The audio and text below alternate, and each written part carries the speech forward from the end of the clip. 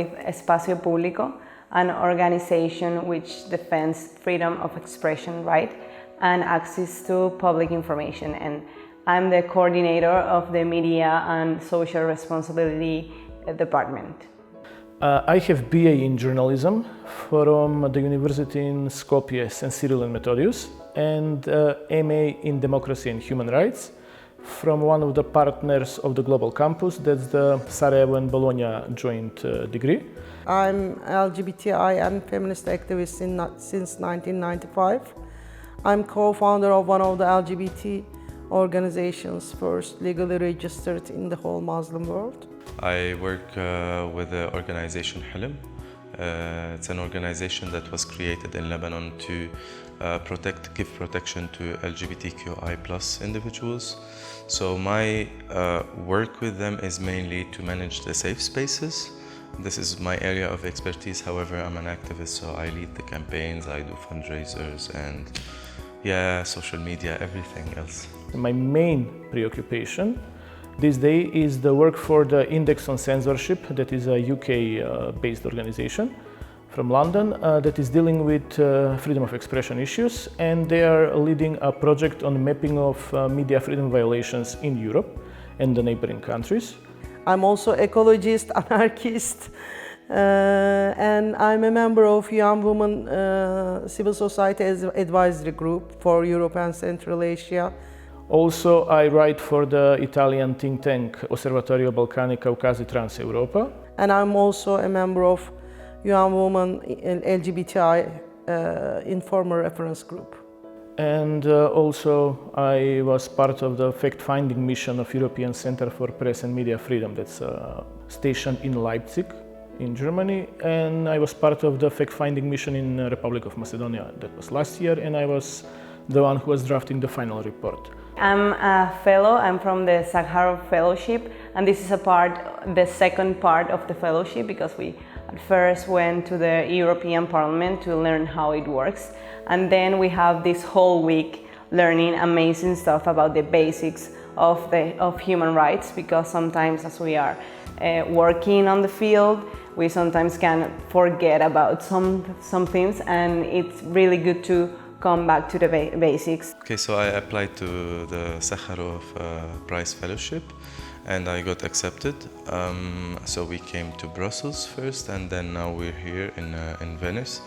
I think it's a great opportunity to be among the other people who are here, and it's a great experience. I applied for the Sakharov Fellowship of the European Parliament. Actually, I wasn't expected to be selected because I thought many people will apply. And the Venice part is the perfect part, I guess. But after practicing human rights for 20 years, you know more and experienced about what human rights is. And now, being a student again in a law school, it feels like you are more confident and you have great teachers, and they are very open. We have these open-minded people thinking about the global law and how to build the capacity of the global law, how to improve it. To be honest, I was more than willing and ready to be part of this school, because during the application process, one of the reasons was for someone to be selected was his background.